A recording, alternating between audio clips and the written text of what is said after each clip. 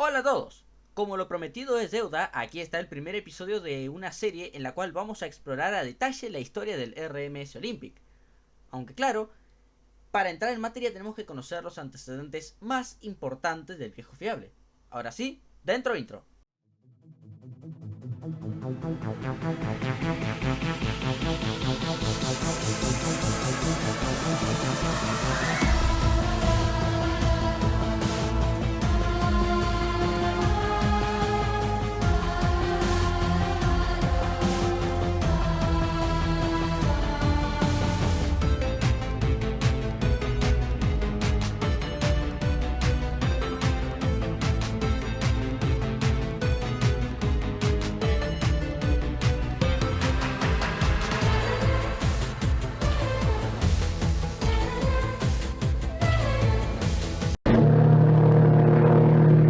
Esta es la historia de Thomas Ismay, un niñato de 16 años, hijo de un chabón que tenía una empresa que desarmaba barcos de madera viejos.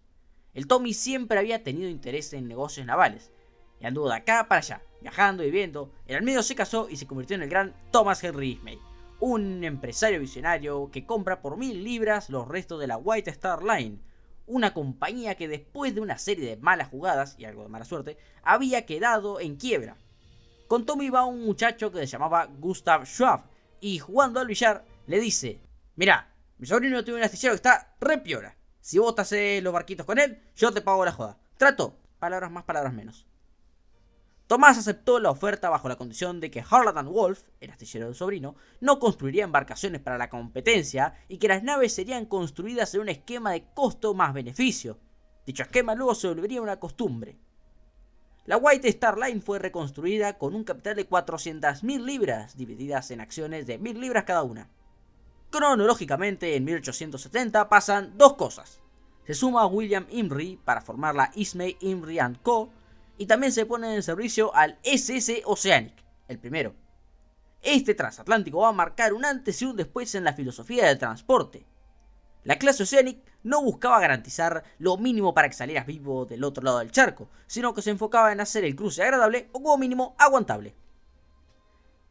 El Oceanic fue diseñado por Edward Harland, el Harland de Harland Wolff. Harland notó una cosa curiosa. La popa de la nave, que en antaño era reservada para los oficiales y o los pasajeros de clases altas, era muy sensible al cabeceo del barco. La proa tenía el mismo problema, pero con el plus de que el golpeteo de las olas generaba una molestia constante.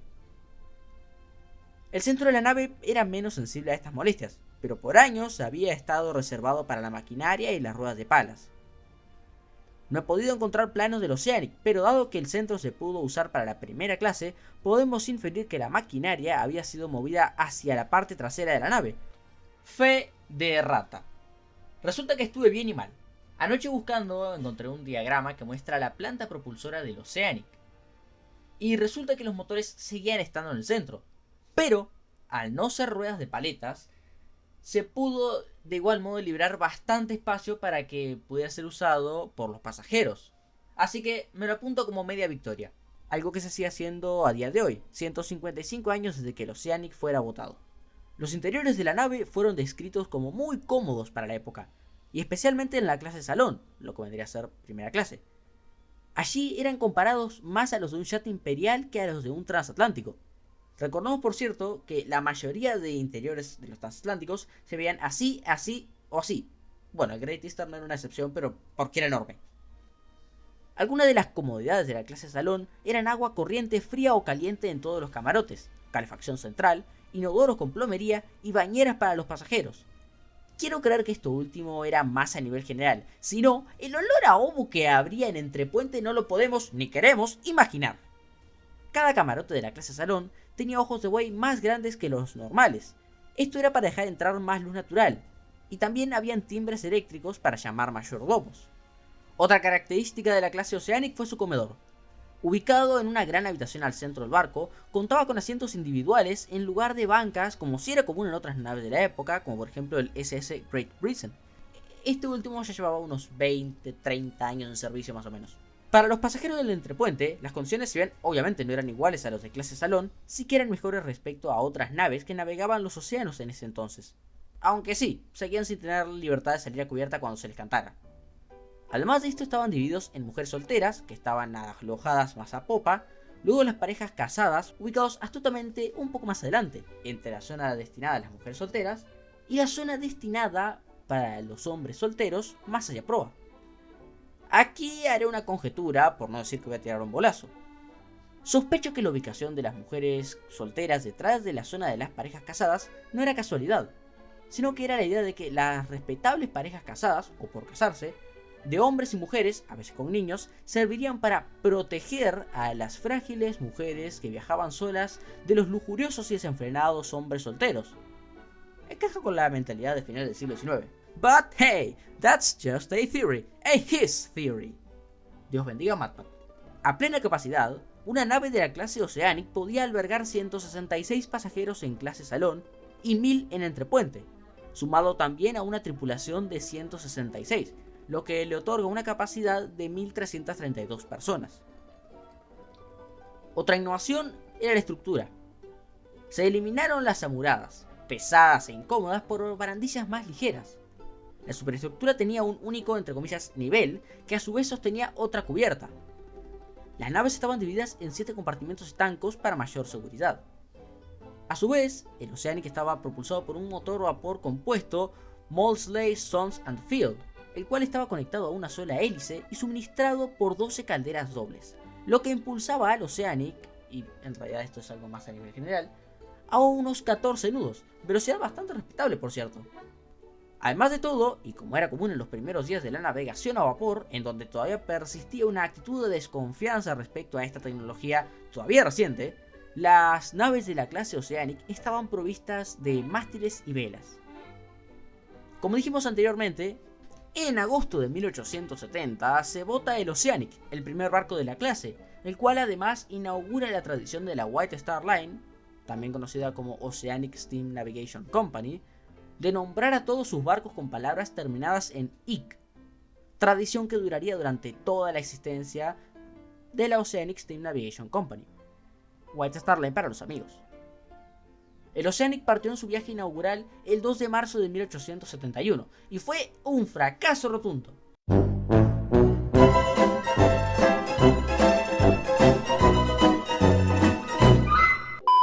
Estuvo más vacío que vaso de borracho. Solo fueron 64 personas y poco después de zarpar tuvieron que dar media vuelta por unos cojinetes sobrecalentados. Para echar sal en la herida, 300 personas fueron en el Calabria de la Cunard Line.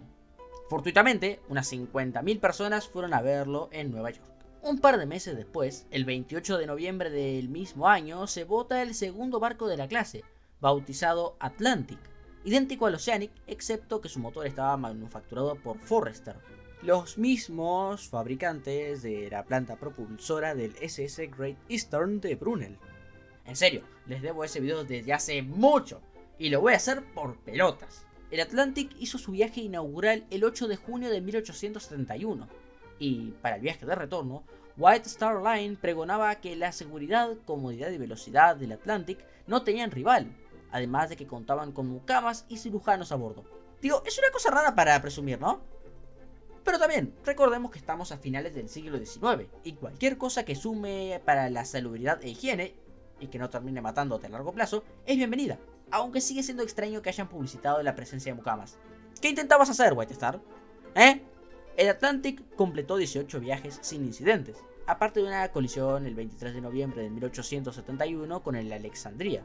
Ahora, debo hacer una advertencia. Aquí comienza una narrativa que es cruel, espantosa y trágica, tan dramática y desafortunada que las palabras no son suficientes para describirlo, por lo que, entendiblemente, intentaré mantenerme lo más serio posible.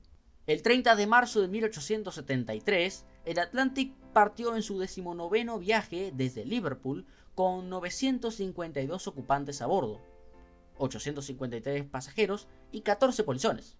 El resto eran tripulantes. Conforme fueron pasando los días, el Atlantic se encontró con vientos fuertes y mar agitado, condición que llevó a una quema de carbón adicional. Al capitán James Williams le empezó a preocupar que no tuviera suficiente carbón como para llegar a Nueva York, y quedaran sin vapor a merced de la borrasca. Y tenía motivos para preocuparse. En días previos, una ola colosal había arrancado el bote número 4 de sus pescantes, perdiéndolo en el mar. El encargado de controlar las cantidades de carbón era el ingeniero en jefe, John Foxley. Aquel 30 de marzo reportó 127, o 129 según otras fuentes, toneladas de carbón, siendo necesarias 140 como mínimo para llegar a Nueva York desde la posición en que estaban. Así es como el capitán Williams ordenó desviarse a Halifax para repostar no solo carbón, sino que también comida fresca. Entiendan que eran los últimos días del viaje y lo que quedaba era, les juro que el chiste no es intencionado, lo que rascaba el fondo de la olla. La carne salada se estaba terminando, al igual que muchas provisiones de agua dulce, sin mencionar que durante la parte más pesada de la tormenta, una ola se llevó el pescado salado y las papas que por algún motivo que no me explico, estaban almacenadas en cubierta y no en bodega. Aunque, siendo francos, lo más probable es que no hubiera espacio, y nadie que esté cuerdo arriesga su vida en un temporal por una caja de papas. El desvío hacia Halifax fue un movimiento nada popular y algo arriesgado. Halifax era un puerto relativamente desconocido para la White Star Line, y por desgracia, también lo era para la mayoría de los tripulantes del Atlantic. Sin mencionar que también era una base de operaciones muy importante de la Cunard Line, quienes, desde este momento, ya se empezaban a posicionar fuerte como principales competidores de la White Star, aunque no los únicos. Iba a ser indudablemente un bochorno para la White Star Line y para el propio Williams, pero había que hacerlo. La seguridad de su nave y de sus pasajeros era lo más importante. Algunos en casa pensarán, ¿y las velas? Seguro, las tenían, y es más, era una de las razones por las que estaban, en caso de que no hubiera carbón. Pero con el fortísimo vendaval que soplaba sobre el Atlántico en ese viaje, era imposible izarlas. Era la 1 de la tarde del 31 de marzo de 1873. La tormenta había amainado. El Atlantic, con visibilidad intermitente, navegaba a una velocidad que menguaba entre los 8 y los 12 nudos. Esa noche se sirvió un festín, la primera comida real en mucho tiempo, puesto que el mar agitado instó al capitán Williams a instruir a las cocinas para que solo sirvieran comidas ligeras, es decir, sopas, gachas y potajes. Hay que entenderlo, la mala mar y la comida pesada son enemigos acérrimos. Conforme se acercaban a la bahía, el capitán Williams se retiró a dormir, dejando a cargo al segundo oficial Henry Ismay Metcalf, instruyéndolo para que lo despertaran a las 3 de la mañana o cuando vieran las luces del faro de Sambro Island. Como precaución adicional, también ordenó a su mayordomo personal que lo despertara con una taza de chocolate caliente a las 3 menos cuarto de la mañana. Antes de abandonar el puente, un periodista lo intercepta para entrevistarlo. Los dos caballeros se retiran al camarote del capitán y cerca de la medianoche la entrevista termina, dejando al capitán dormir. Son ahora las 3 menos cuarto del 1 de abril de 1873. Con paso cuidadoso, el mayordomo personal de Williams se dirige hacia el camarote del capitán con una taza de chocolate caliente para despertarlo, tal como le había sido ordenado. Allí es detenido por el oficial Metcalf, el cual le ordena que no molesten al capitán. En el puente está el oficial Metcalf. Al timón estaba el contramaestre Robert Thomas. En la proa del barco estaba el marinero de primera Joseph Carroll, haciendo de vigía adicional. A babor están Patrick Keeley y el cuarto oficial John Brown a estribor, vigilando la popa. Dada la falta de familiaridad de la tripulación con el área, nadie midió la profundidad, ni apostaron vigías en el mástil o redujeron la velocidad. El mar parecía despejado, lo que dio a Metcalf la idea de que estaban adentrándose en Halifax, y en cualquier momento verían a babor la luz del faro de Sambro Island. Pero nunca la vieron. Sobre esas horas la marea cambiaba, llenando la bahía de Fundy, la cual tiene las corrientes más extremas de cualquier bahía del mundo, tan severa que ni siquiera el curso de todos los ríos del mundo equiparan su fuerza. Sin que nadie lo supiera, el Atlantic se alejaba cada vez más y más de Halifax, hasta terminar 12 millas al oeste y en rumbo de colisión, directo a la costa de Lower Prospect en Nueva Escocia. Atlantic is approaching from the south, expecting to see the lighthouse on their left. At that hour, though, the tide was coming in, flooding into the Bay of Fundy, which has the most extreme tide in the world. A strong current flowed along the shore, pushing the Atlantic a full 12 miles to the west, completely unbeknownst to her crew. Sambro Island Light was now far off to the right, and her crew would never see it. Con cada minuto que no veían la luz del faro, el maestro Thomas se ponía más nervioso. Él era uno de los pocos tripulantes del transatlántico que estaba familiarizado con las costas de Halifax. Thomas le informa al oficial Metcalf que el barco está fuera de rumbo, implorándole que redujeran la marcha o que cambiasen de dirección. Antes de que tuviera chance de decidir, el vigía informó: ¡rompientes justo al frente! Metcalf ordena virar a estribor, pero la costa ya estaba muy cerca. El Atlantic se estrella a toda velocidad contra las rocas costeras, desplazando el casco por debajo de la línea de flotación, dejando entrar agua a raudales en las cubiertas inferiores. El Atlantic nunca aminoró la marcha, siguió de largo aún cuando hacían aguas, y por un momento pareció que estaban virando a babor, y en efecto, así era, pero no lo suficiente. La proa golpeó una única roca solitaria semisumergida, levantando la proa en el aire y apagando de un saque todas las lámparas de aceite que iluminaban el barco. Recuerden que el primer barco con luz eléctrica fue el SS Columbia de 1880, 7 años después de los terribles acontecimientos cuya narración ahora prosigo. Williams es despertado con violencia por la colisión. Llega a toda prisa al puente de mando a las 3:15 hora del puente. Allí ordena de inmediato poner los motores en toda máquina a popa. La hélice choca a toda velocidad con las rocas, perdiendo sus aspas. Ahora sin resistencia, giraba libremente, con el riesgo de que el motor se desprendiera del casco. Foxley a duras penas alcanza a desactivar el motor antes de abandonar el cuarto de máquinas que se inunda con rapidez. Los fogoneros hacen lo propio, abriendo las válvulas de seguridad de las calderas para liberar el vapor antes de evacuar. Asesorando la situación, Williams da 3 órdenes: preparar los botes salvavidas, despertar a los pasajeros y disparar bengala de socorro. Algunos pasajeros salieron sin dudarlo, otros, principalmente mujeres, tuvieron que tomarse un tiempo para vestirse y recabar sus pertenencias, un error que resultaría fatal. Las olas chocan contra el casco y rompen por sobre la cubierta de paseo. Este azote constante termina ocasionando que la popa del Atlantic se zafe de la roca en la que estaba apoyada. Repleta de mujeres solteras, parejas casadas y niños, se hunde en un instante.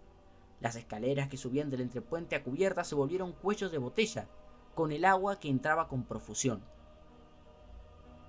El barco estaba a oscuras. Los ocupantes tenían que gritar para ser escuchados por encima del sonido del vapor que estaba siendo ventilado de las calderas. Un primer bote hace el intento de escapar del convaleciente Atlantic, pero un torrente de agua lo revienta contra el casco. Williams ve esto y concluye que los botes son una trampa mortal, y que, aunque fuera contraintuitivo, el lugar más seguro todavía era el Atlantic. Del otro lado, Metcalf está en su bote, cargado con mujeres y niños. Iniciadas las maniobras de arrío, es interrumpido por Williams, quien le ordena que detenga la maniobra y que saque a todo el mundo de allí, llegando a sacar a las mujeres y a los niños, mientras que los hombres se quedaban. Metcalf discrepa, y durante la discusión, una ola empuja con fuerza el bote contra el barco, destruyéndolo en el proceso y matando a cada uno de sus ocupantes. El contramaestre Thomas es arrojado del barco y logra llegar a tierra, tras lo cual corre a buscar ayuda. Aquí les pido una disculpa, puesto que esta cronología se está haciendo agrupando varias fuentes diferentes y obviamente todas varían. Una versión dice que se encontró con Michael Clancy, quien había sido despertado por el sonido del vapor y los cohetes, y que tras prepararse salió con un farol a ver qué era el ruido, y allí se cruzó con Thomas. Otra versión apunta a los O'Reilly, cuyo patriarca se despertó por los cohetes y, creyendo que era fuego de artillería, salió corriendo a la tormenta para ver qué pasaba, en donde se cruzó con Thomas. Otra apunta a ambas o incluso a más familias. Hacer una narrativa única es especialmente complicado, pero me inclino más a creer que el escenario fue el siguiente. O'Reilly es despertado por los cohetes y corre, pero dado que su casa no estaba directamente en la isla Meagher, o Mars según como se le quiera llamar, tardó más en llegar. Mientras tanto, Michael Clancy es igualmente despertado por el sonido del vapor ventilado y de los cohetes que explotaban en el aire. Se viste, toma algo de equipo y sale. Él es quien llega primero al Atlantic y se encuentra con el contramaestre Thomas, el cual le informa de la situación. Es seguro que al menos en algún grado la familia O'Reilly estuvo involucrada, dado que Sarah O'Reilly permanece como una constante en la historia, siendo la mujer que ayudó a, entre comillas, reanimar y mantener calientes a los supervivientes. No olvidemos que, si hoy es común que las mujeres tengan por primer apellido el apellido de su padre, no se entiende cómo es que Sarah pueda ser hija de Michael Clancy y tener de apellido O'Reilly. De regreso al Atlantic, los cohetes eran encendidos usando la única lámpara de aceite que no se había apagado, la de la bitácora que albergaba la brújula. El noveno cohete explotó prematuramente, hiriendo a Speakman y a Roiland. Antes de que pudieran recuperarse, la caja se desliza por la cubierta y cae por la borda.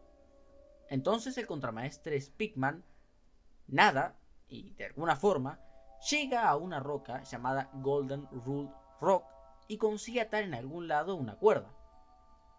Lo mismo hizo el tercer oficial Cornelius Brady, el cual ató y aseguró líneas hasta la seguridad, por las cuales los supervivientes empiezan a transitar desde el barco a la roca.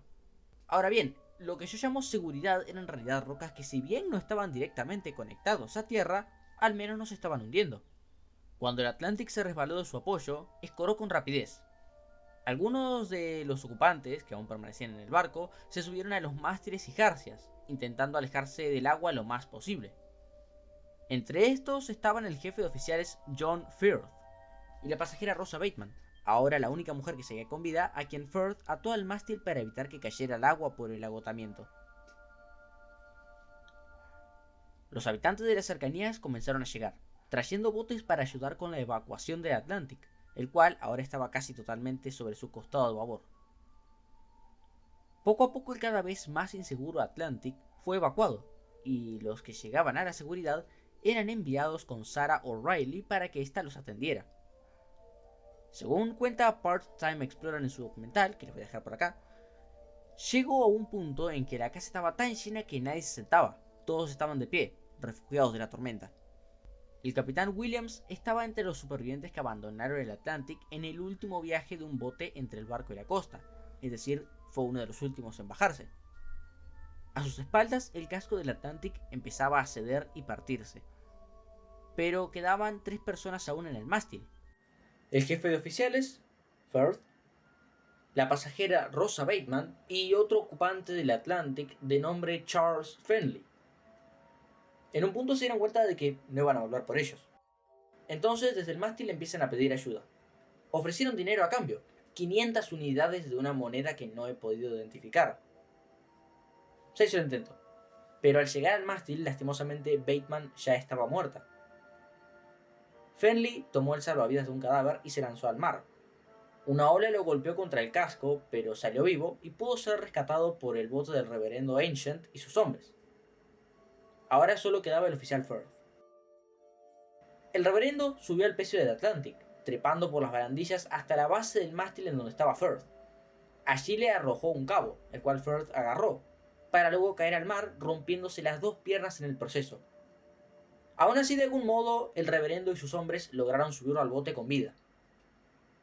2 horas después de que el último superviviente abandonó el barco, el casco se partió en 2 y se deslizó hasta quedar casi totalmente cubierto por las olas.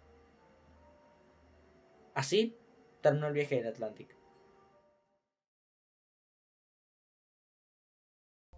Por algunos días, los supervivientes estuvieron viviendo en Lower Prospect.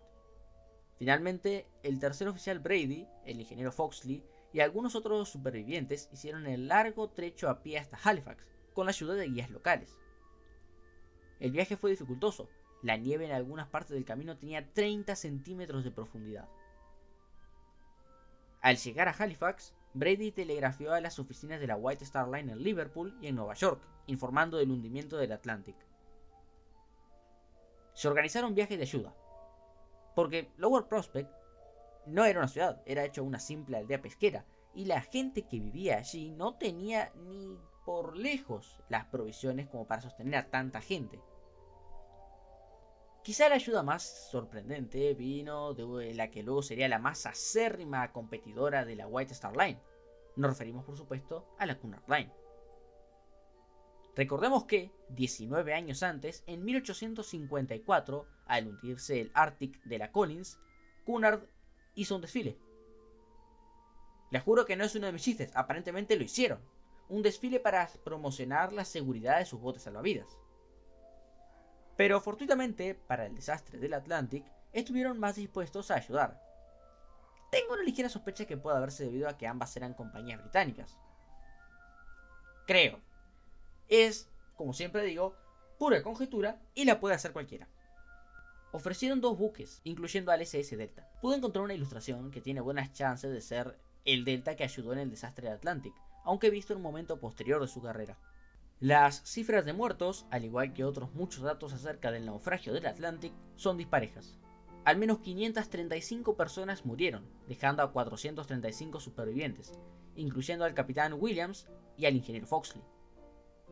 Todas las mujeres y todos los niños, incluyendo 2 bebés nacidos en el viaje, perecieron en el desastre, con una única excepción: un chico de 12 años de nombre John Hindley. La noche del desastre, Hindley le pidió a sus padres que lo dejaran ir adelante, donde viajaba su hermano mayor, en la parte de los hombres solteros.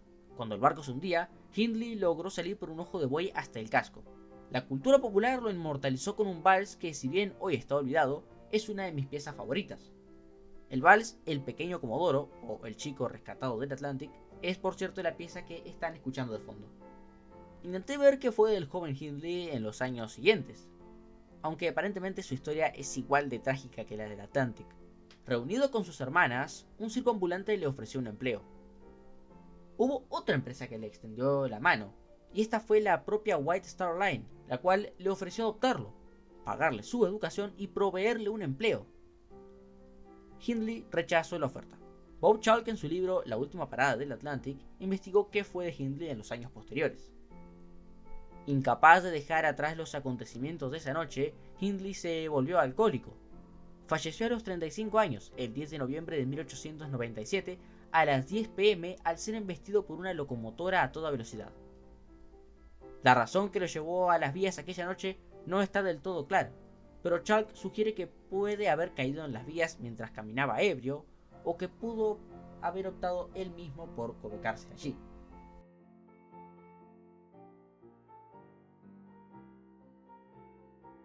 La recuperación de cuerpos y mercancía resultó ser una tarea complicada. El capitán Williams obligó a su tripulación, él mismo incluido, a montar una vigilancia de 24 horas en el pecio para evitar la labor de saqueadores. Una compañía con sede en Nueva York fue contratada, al igual que varios buzos, para las tareas de salvataje. Por semanas se extrajeron parte de la mercancía y los despojos de las desafortunadas víctimas del desastre. La zona en que el Atlantic se hundió tiene aguas inusualmente claras y se pueden ver objetos desde la superficie a gran profundidad. Los rescatistas usaron túneles de madera, los cuales deduzco que tendrían un vidrio al fondo para poder ver mejor, pero de eso ya no estoy tan seguro. Inmediatamente después del desastre, o mejor dicho, durante un periodo, digamos, cercano al hundimiento, el sitio del desastre se volvió una suerte de atracción, al menos en ese momento, que vio a cientos de curiosos acercarse para pasar el día junto al barco, muy a pesar de los intentos de pescadores y autoridades por evitarlo. Algunos llegaron al punto de subirse a los restos cuando estos eran visibles durante la marea baja. Incluso con los esfuerzos de pescadores, tripulantes y autoridades, hubo algún tipo de saqueo, desde objetos personales hasta una silla. Varios cuerpos fueron enterrados en una fosa común en una ceremonia que quedó inmortalizada en esta fotografía. Aquí termina el desastre del Atlantic. Pero queda una pregunta. ¿Por qué? Hay 2 culpables, uno aparente y el otro evidente. El primero es el capitán Williams, y el segundo es el oficial Metcalf. Y claro, la más obvia implicada, la White Star Line, que no proveyó suficiente carbón para el viaje. O que sí lo hizo. De cualquier modo, la investigación del gobierno canadiense culpó a Williams, afirmando que debería haber tomado mediciones antes de llegar a Halifax, concluyendo que la conducta del capitán Williams en el manejo de su embarcación en las 12 o 14 horas previas al desastre fue gravemente contraria a la conducta que debería haber tenido un hombre en su puesto de responsabilidad. También fue crítica de la White Star Line, ignorando los reproches de esta última, por no proveer suficiente cantidad de carbón, alegando, y cito, parece inevitable inferir que no tenía suficiente carbón al zarpar para un buque de su clase. La Junta de Comercio británica llevó a cabo una segunda investigación en la que también señaló la cantidad de carbón como factor determinante en el desastre. White Star Line apeló y se dio el hallazgo. El Atlantic tenía en efecto suficiente carbón para llegar a Nueva York. Como dijimos anteriormente, pareciera que es muy fácil saber a quién acusar, pero hay algo que no cuadra. La urgencia que motivó el desvío a Halifax fue la falta de carbón, y aunque querían cargar víveres, eso era secundario. Pero si tenían carbón para llegar a Nueva York, ¿por qué se desviaron? Reportar la cantidad de carbón era trabajo de una sola persona, el ingeniero en jefe John Foxley. En aquellos días los ingenieros tendían a pensar que conocían mejor sus barcos que los capitanes, y una de muchas costumbres era subreportar la cantidad de carbón con el objetivo de que los comandantes no forzaran los motores para que, en caso de que existiera una emergencia, se encontraran con que de hecho había más carbón que la cantidad que había sido reportada. Volvemos entonces al 31 de marzo de 1873. Williams llama a Foxley para que informe la cantidad de carbón. Foxley se había pasado toda la travesía subreportando la cantidad de carbón, primero a poco, pero conforme fue pasando el viaje, fue omitiendo cantidades cada vez mayores de carbón, y la tormenta tampoco ayudó. Frente al capitán, Foxley reportó 127 toneladas de carbón, insuficientes para llegar a Nueva York. Según se cuenta, Williams en realidad le preguntó a Foxley si tenían carbón suficiente para llegar a Nueva York o si deberían desviar a Halifax. Aquí estaba su dicotomía. Si le decía que aún podían llegar, Williams sospecharía. Eligiendo entre su reputación y la de la compañía, Foxley eligió la suya. En realidad John Foxley sí había hecho las mediciones, pero no encontró 127 toneladas de carbón, sino entre 150 y 160, lo que confirma la conclusión de la Junta de Comercio británica y además los reclamos de White Star Line. Hablando de Estrella Blanca, esta pagó indemnizaciones y la familia Ismay encargó un pequeño obelisco como monumento a los fallecidos. Dicho monumento, por cierto, hoy permanece en su sitio, aunque como detalle, el obelisco no está tan cerca del lugar del desastre como se pensaría. Existe un segundo monumento, más pequeño, en el cementerio católico. Las pérdidas obligaron a White Star a vender dos barcos recién añadidos a su compañía, el Tropic y el Asiatic. Con el pasar de los años, la tragedia del Atlantic fue casi totalmente olvidada. Al hundirse el SS La Bourgogne el 8 de junio de 1898, el Atlantic dejó de ser la catástrofe marítima más seria del Atlántico Norte. Y en 1912, con el hundimiento del Titanic, también dejó de serlo para la White Star. En 1929 se estrena una película llamada Atlantic, pero nada tiene que ver con el desastre de 1873, sino que, confusamente, se trata del desastre del Titanic. La cosa es así.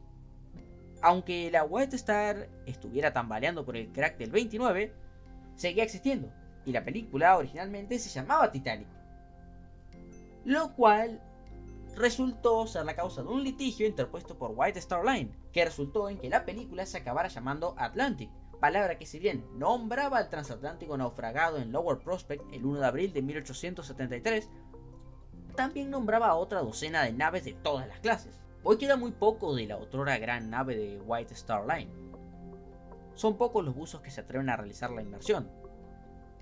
Algunos de los objetos reconocibles que aún persisten en el fondo son una caldera y partes de otra, piezas de los aparejos y lo que pareciera ser parte de la superestructura. Lastimosamente, dado que está principalmente olvidado, no es de gran interés para los buzos.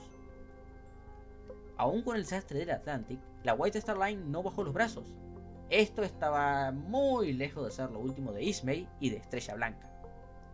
Pero hasta aquí nos trae nuestro primer video de esta serie, que, si mis cálculos no fallan, nos llevará a ver la historia de la White Star Line casi en su totalidad, incluyendo algunos de sus éxitos y también de sus fracasos. Ojo, tranquilidad, nos va a llevar a verlo.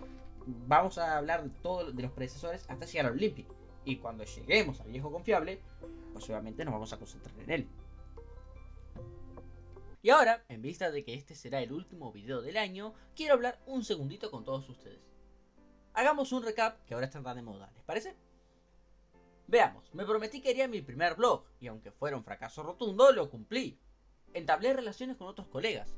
Cubrí una de las tragedias más importantes de la historia naval, obviándolas 5 veces que hablé del Titanic. Empecé a hablar de naves menos conocidas en el mundo hispano, como lo fueron el Caronia, el Celtic, el France, el Saxonia y el Edmund Fitzgerald. Fui el primero en muchos años en sacarle polvo a la vieja tragedia del Principessa Mafalda. Hice un segundo y más extenso trabajo en la defensa de J. Bruce Ismay. Desarmé mitos a diestra y siniestra. Hice un poco de historia, entre comillas, formal, en el sentido de que no lo relacioné demasiado con la historia naval. Reinicié mis esfuerzos de coleccionista. Volví a subir juegos, aunque no me fuera bien con ninguno. Manita Simón, otra vez, para no dar gracia. No, el arma cruel. Simón dice, digan un número del 1 al 1000. ¿Del 1 al cuánto? 56. ¿Quién era Lau? El de amarillo.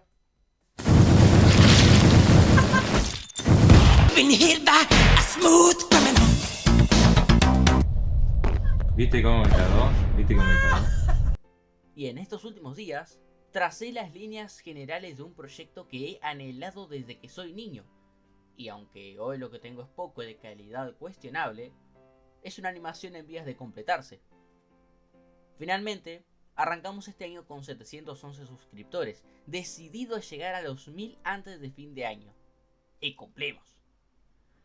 En un ámbito personal / académico, me enfrenté con la decisión más difícil de mi vida, si tenía que seguir o rendirme. Después de algún tiempo y de sobradas charlas con amigos y profesionales, decidí darle a la vida más tiempo, para ver a dónde me lleva.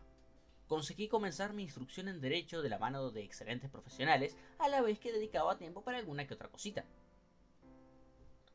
Es verdad que tengo pendientes, en mi vida social, estudiantil y amorosa, ni que hablar del canal.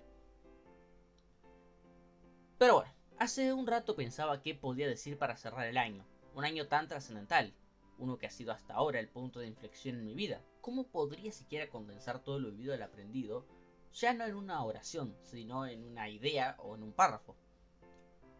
Pero bueno, haré el esfuerzo. Usualmente aquí estaría un mensaje diciendo que salgas y cumplas con tus sueños, que yo creo en ti, que tú puedes y todo eso. Pero la realidad es que de nada sirve lo que te diga un flaco que hace videos en YouTube si al final no lo crees. El problema, a mi entender, es siempre ese primer paso. Nada podemos lograr si no empezamos por creer que podemos hacerlo y en que sea hacer algo. Hemingway una vez dijo que la respuesta más corta es hacerlo. Y si tenés dudas, entonces te digo lo que hago yo.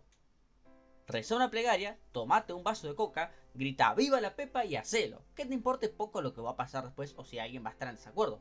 Ojo, no confundas simple mezquindad con crítica honesta. No toda crítica es un espacio para aprender, pero también sería infantil pensar que ninguna sirve. Da ese primer paso para llegar a donde querés. Aunque tengas miedo, aunque estés inseguro, incluso si en ese momento tenés dudas de tu capacidad, hacé un YOLO en la vida y hacelo. Total, ¿qué tenés que perder? Y si se ríen, dejalos reírse. Hiciste algo diferente. Y en ningún momento puede considerarse que ser diferente al cúmulo o al rebaño es sinónimo de ser malo, sino que es solo ser humano. A ver, este es un consejo enfocado a proyectos y a lo sumo en el ambiente laboral. Si usas algo de este monólogo para declararte a tu amor platónico, allá tú, porque eso sé notoriamente poco. ¿En serio creen que si tuviera la valentía como para pedirle salir a una mina estaría acá haciendo animaciones o videos de historia naval? Bueno, sí, pero no a este nivel. El punto es que anímate a hacer eso que te da miedo.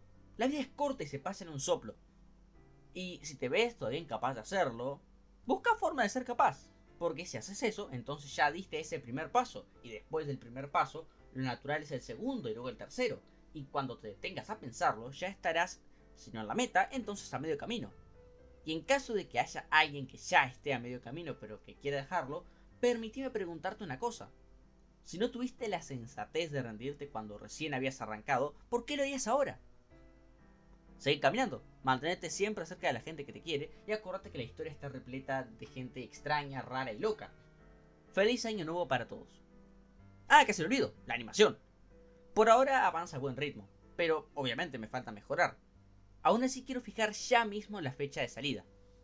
El piloto de mi serie fanfic de FNAF animada en SFM saldrá el 31 de mayo del 2026, a modo de celebración por el 115 aniversario de la botadura del RMS Titanic. Hasta entonces acordate que la historia no es un cuento ni es como los números con los que cuento. Mejor ponete cómodo, total, vos sabés que acá te la cuento. Yo soy Bajo Lupa. Gracias por ver y feliz 2026.